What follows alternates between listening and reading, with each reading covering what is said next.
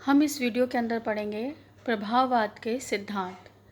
प्रभाववादी चित्रकारों ने प्रकाश के प्रभाव को दिखाने का प्रयत्न किया और उनकी जो शैली थी, उस शैली के अंदर ऐसे क्या नई टेक्निक्स थी, ऐसे क्या उनके सिद्धांत थे, वो हम पॉइंट वाइज देखेंगे और उनको समझेंगे। सबसे पहला पॉइंट तो है कि प्रभाववादी चित्रकारों के मुख्य विषय जो थे वह प्रकाश और वातावरण थे। क्या थे? प्रकाश और वातावरण। क्यों थे? क्योंकि उनको वस्तु पर पड़ रहे प्रकाश को दिखाना था और उसके इफ़ेक्ट्स को दिखाना था, उससे कलर कॉम्बिनेशन क्या पड़ता है, क्या दिखता है। तो उनका जो पहला सिद्धांत था वो ये था कि प्रभाववादी चित्रकारों के मुख्य विषय थे प्रकाश व वातावरण। अब नेचुरल है कि जब प्रकाश और वातावरण विषय होंगे तो उन्होंने प्राकृतिक दृश्यों को अधिक बनाया। उनके विषय जो थे कोई पर्टिकुलर विषय नहीं थे कि भाई मुझे इस सब्जेक्ट के ऊपर, इस घटना के ऊपर पेंटिंग बनानी है।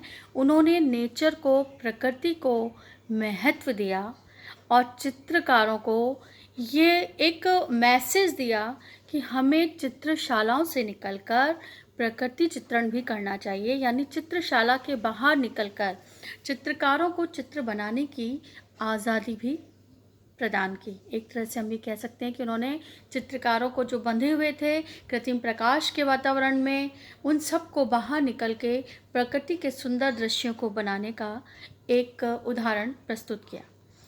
सेकंड पॉइंट था कि इन्होंने अपनी अंकन पद्धति को भी परिवर्तित किया। थर्ड पॉइंट है प्रकाश व रंगों का इन्होंने वैज्ञानिक अध्ययन करके उनके सिद्धांतों को स्पष्ट किया। अब वैज्ञानिक अध्ययन कैसे किया इन्होंने? आपको याद है कि विज्ञान जो है, पहले काला भूरा रंग इस तरह की चीज़ों को हम यूज़ करते थे, रंगों को ज़्यादा यूज़ करते थे छाया के अंदर। जब हम प्रिज्म से प्रकाश को देखते हैं तो प्रकाश हमें 7 रंग का दिखाई देता है, जो हम अपनी आँखों से नहीं देख सकते, नेचुरल आँखों से नहीं देख सकते। लेकिन प्रिज्म में से प्रकाश की किरण निकलती है तो हमको प्रकाश 7 रंगों का दिखाई देता है।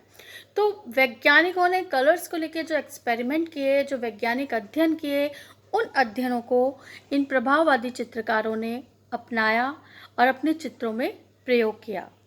नेक्स्ट इनका पॉइंट है फोर्थ कि वैज्ञानिक अध्ययन के आधार पर प्रभाववादियों ने नेत्रपटलीय परिणाम को दिखाया। देखिए, नेत्रपटलीय परिणाम, इसको हम आगे डिस्कस करेंगे, पहले हम सारे सिद्धांतों को पढ़ लें।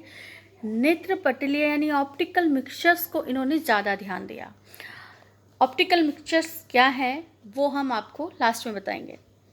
फिफ्थ इनका पॉइंट था कि वस्तु सादृश्य का स्थान उसे परिवर्तित प्रकाश ने ले लिया। हमने आपको प्रभाववाद का जो बारे में जब बताया था तब बताया था कि इन्होंने वस्तु सादृश्य को हटा दिया, यानी जो यथार्थवाद था उसमें यही चीज़ मेन थी कि वस्तु जैसी दिख रही है हमको उसको एज इट इज़ डीपली से माइन्यूटली छोटी छोटी चीज़ों को बनाना है। लेकिन इन्होंने वस्तु सादृश्य को महत्व नहीं दिया, यानी एज इट इज़ किसी चीज़ को ना बनाकर इन्होंने उस वस्तु पर पड़ रहे प्रकाश पर कॉन्सेंट्रेट किया। इसी कारण इनकी आकृतियाँ जो हैं हमें ठोस नहीं दिखाई देती। हमने बताया था कि एब्स्ट्रैक्ट आर्ट की शुरुआत भी यहीं से मानी जाती है, क्योंकि आकृतियाँ केवल नाम मात्र के लिए बनाई जाती थी कि हाँ ये पेड़ है, हाँ ये बिल्डिंग है, लेकिन इसके ऊपर प्रकाश का क्या प्रभाव पड़ रहा है, इन कलाकारों ने ये दिखाने का प्रयत्न किया। नेक्स्ट था संपूर्ण चित्र प्रकाश व रंगों की झिलमिलाहट से भरा होता था। अगर इनके चित्रों को देखेंगे तो वहाँ आपको प्रकाश का प्रभाव और उसके कारण जो कलर्स में झिलमिलाहट है वो आपको संपूर्ण चित्र के अंदर दिखाई देती है। ये लोग, नेक्स्ट पॉइंट है कि दृश्य के संपूर्ण प्रभाव को ये समतल प्रभाव के साथ अंकित करते थे, यानी फ्लैट रूप में। इनमें कोई ज़्यादा ठोस, क्योंकि चित्रों को ठोस तो दिखाते नहीं थे, इसलिए समतल प्रभाव के रूप में इनको चित्रित करते थे। और इसका कारण था इन पे जापानी छाप चित्रों का इन पर विशेष प्रभाव था, प्रभाववादी कलाकारों पर। नेक्स्ट पॉइंट है, इन्होंने परंपरागत पद्धति के विपरीत स्पष्ट तुलिका संचालन को महत्व दिया और रंगों की स्वाभाविकता को बनाए रखा। स्पष्ट तुलिका संचालन का मतलब ये कलर्स को मिक्स नहीं करते थे, एक कलर के बाद दूसरे कलर के स्ट्रोक्स इस तरह से लिखाते थे कि वहाँ पर हमें नेत्रपटलीय प्रभाव के कारण कलर्स मिक्स दिखाई देते थे।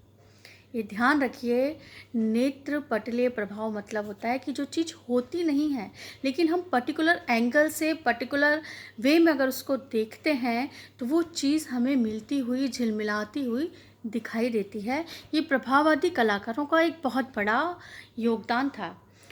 विषय के महत्व को इन्होंने गौण कर दिया, ये हमने पढ़ाई था। प्राकृतिक दृश्यों को इन्होंने चुना, जिसमें कुछ नदी के किनारे, सागर तट के किनारे, नाटक गृह, जलपान गृह, नृत्य गृह, इन सबको इन्होंने विषय के रूप में ज़्यादातर चुना।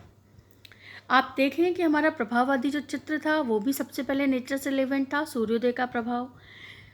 ठीक है, तो इस तरह से इन्होंने नेचर को ज़्यादा महत्व दिया। नेक्स्ट पॉइंट जो है वो है, प्रभाववादियों ने जीवन की प्रसन्नता और कृतज्ञता को देखा और उन्होंने उसको वैसे ही चित्रित किया। उन्होंने उसके पीछे भावनाओं को ज़्यादा महत्व नहीं दिया, क्योंकि उनका कंसंट्रेशन ओनली लाइट था, प्रकाश था, कि वस्तु पर, व्यक्ति पर पड़ रहा प्रकाश और उस प्रकाश के कारण उसका क्या इम्पैक्ट आता है, वो कहाँ से हाईलाइट होता है, कहाँ उसका कलर चेंज होता है। इन लोगों ने इस चीज़ पे कंसंट्रेशन किया, तो इन्होंने उनको हर चीज़ प्रसन्न ही दिखाई दी, तो इन्होंने जो चित्र बनाया है वो वैसे ही चित्र बनाए। नेक्स्ट पॉइंट है कि इन्होंने कलाकार को कार्यकक्ष से मुक्त किया। ये हमने पढ़ा ही था कि इन्होंने जब नेचर के अंदर जाएंगे तो आप प्रकृति को अपने इमेजिनेशन से तो बनाएंगे नहीं, क्योंकि ये यथार्थवाद का परिवर्तित रूप है, वैज्ञानिक विद्वानों ने कहा है। तो एक तरह से इन्होंने सामने देखा चीज़ को और इनको बनाया। नेक्स्ट पॉइंट है, इन्होंने दृश्य के क्षणिक दृष्टि प्रभाव को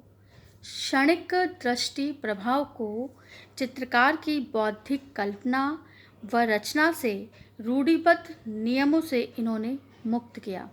देखिए, इन्होंने क्या किया, क्षणिक दृष्टि प्रभाव को अपनाया। क्षणिक दृष्टि प्रभाव क्या है कि जैसे ही हमने आंख बंद की और किसी चीज़ को देखा और देखकर उस चीज़ का तुरंत इफेक्ट हमने बना डाला, क्योंकि हर पल कलर चेंज होते हैं, हर पल प्रकृति में परिवर्तन होता है। तो ये क्षणिक दृष्टि प्रभाव को इन्होंने चित्रित करने का प्रयास किया। नेक्स्ट पॉइंट, इनका मुख्य उद्देश्य था इंद्रधनुषीय रंगांकन। हमने पढ़ा था कि प्रकाश सफ़ेद नहीं होता, इसके अंदर 7 रंग विद्यमान होते हैं। नेक्स्ट है, इन्होंने जिस तरह प्रकृति को बनाया है, नेचर को बनाया, उसी तरह उन्होंने औद्योगिक सृष्टि को भी, जो औद्योगिक बिल्डिंगें थी, वो थे, फैक्ट्रीज थी, उन सब के ऊपर भी, जैसे गिरजाघर थे, उन सब के ऊपर भी इन्होंने प्रकाश के प्रभाव को दर्शाया है। और छाया प्रकाश को उन्होंने विभिन्न रंगों द्वारा दर्शाया। ये इनका एक बहुत मेन गुण था। जब हम आगे पढ़ेंगे मोने की पेंटिंग्स के अंदर, तो मोने ये कहते हैं कि मुझे झिलमिलाते हुए पानी की पत्तियों पे सिर्फ एक कलर नहीं दिखाई देता, उसकी मुझे जामुनी colour, green colour, different types के कलर दिखाई देते हैं। इसकी हम डिटेल आगे पढ़ेंगे। तो इस तरह से इनको छाया के अंदर केवल काला या भूरा रंग नहीं दिखाई देता था, उसके अंदर उनको विभिन्न रंग दिखाई देते थे, और उन विभिन्न रंगों को उन्होंने बनाने का अपने चित्रों में प्रयास किया। अब हम एक चीज़ पढ़ रहे थे, नेत्रपटलीय परिणाम, ऑप्टिकल मिक्सचर।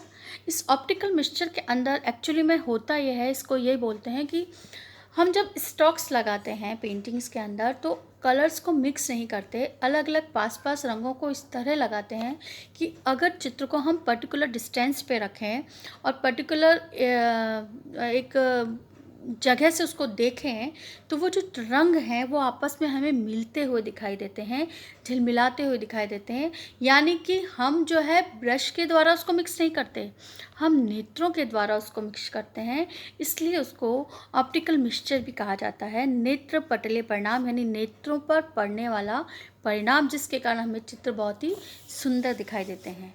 तो ये हमारे प्रभाववाद के कुछ सिद्धांत थे, जो कि आपके अगर क्वेश्चन कभी आए हैं तो आप ये एटलीस्ट शायद 15 पॉइंट्स हैं, तो इन 15 पॉइंट्स को आप डिस्क्राइब कर सकते हैं। और एक लास्ट में बर्नर हाफ्टमैन ने ये कहा था कि प्रभाववाद आशावादी व भौतिकतावाद का ही एक रूप है। अब हम आगे पढ़ेंगे माने मोने उनके बारे में। Thank you.